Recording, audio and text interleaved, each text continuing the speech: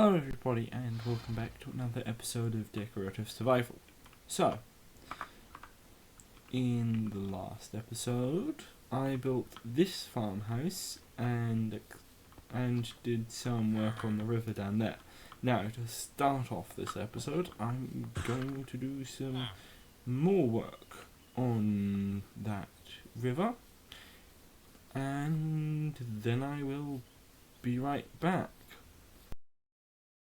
Alright, so one interesting thing I found out during these time lapses, this one and the ones in the previous episode, is that boats can go up a single water level change, but only if you're not riding them too fast, which I find slightly annoying. I would really like them to always go up a single level of water,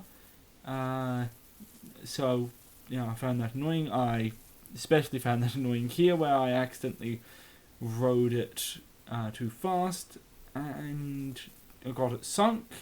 I think that's the end of this time lapse. Alright, so I'm back, and as you can see, this river now continues. I actually don't know how far it continues to continue. At some point, I think it will reach the ocean if it does continue. However, it's getting dark, so I might just turn around and have a look at that later. Right, so now that it is actually daytime, I might have an explore down to see how far this actually goes, or if it actually leads to the ocean as I saw on the seed map, which I looked at last episode. And right now it's looking pretty promising. Okay, it does eventually end. Just for any context, it manages to get this far, which is pretty far. I think that is the final break in the river. However, this is way further away than I am currently prepared to be going, so I'm just going to turn around and go back.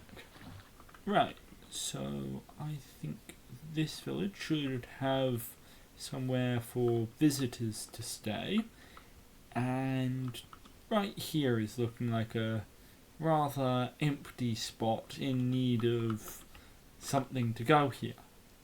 So I think it would be good to put a building here, which is what I plan on doing in this time lapse. And yes, I am in fact planning on making it take up this entire place.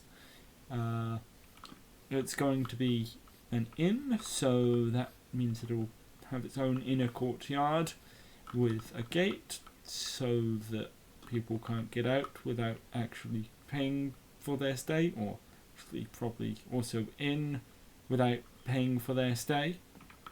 So yeah, that is what I'm planning on doing, and now I will get into a time lapse of that. Right, so as you can see at the start of this, the attic window that I put on the house, I think in the last episode, is pointing towards this, and I think I decided to change the direction of that because otherwise it would be looking directly into the roof of this inn, which would probably not be the most ideal for its view. Yeah, as you can see, I did it right there. Now, something I would have really liked, especially in this particular place, is essentially a stair, but instead it's only a quarter of a block, so it's only essentially a single step of a stair, which would have made some of these overhangs a little less of an overhang, and it would mean that they don't quite feel like they're right next to the other house, which I think would have been slightly useful. But yeah, that's mostly that mild want. Anyway, that is the inn is quite large, so and I won't get to most of it in this episode, but it did take quite a long time, and I used quite a lot of emeralds up getting this roof done. Alright, so I'm back, and it looks like I have missed one of the windows. There. So this is what I have built. It's probably going to be, well, it is an inn is what I am planning, so it's for people to stay. It's got a little gate here, kind of to prevent people from leaving if they haven't paid or something. I think also possibly to prevent thieves from getting out or people even getting in during the night. At some point I might consider making this into a proper gatehouse, but I haven't exactly decided what this will look like. Quite a lot of this is unfinished. It's quite a large project, and I was not expecting to finish it in a single episode, so most of this is not very built out. There's some scaffolding. This wooden marker, I'm planning everything here and beyond to be a stables for horses, because while there is a hitching post, that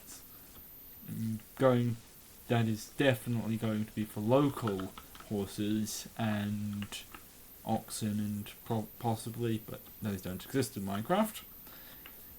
This is the only section that is really done. There's some tables here. Decided to go with pressure plate tables because you can fit into them, whereas some of the other ones, whereas the workbench tables felt more like the ones that you might have in houses. Back here there's a little storage section and not very much else, and upstairs there are some of the rooms. There's only 3, probably directly across. I'm planning on there being more rooms, but there's a double bed there, a single bed there, and 2 beds in here. I might put in even more. Decided to make all of the beds black because I had some black wool on hand. And yeah, that is this entire place. This also was designed not really as an entrance, but it's designed to kind of look like these 2 bits connect together to make it look even more like it's a slide across gate.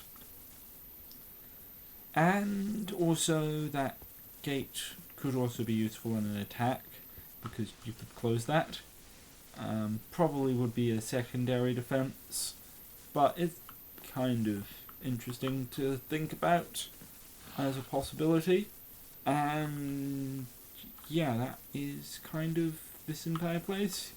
I'm probably going to do quite a lot of work on this in the next episode as well, but that has filled out quite a large section of this town. So yeah, that's probably going to wrap up this episode. So, thanks for watching. Please like and subscribe. Yeah, goodbye.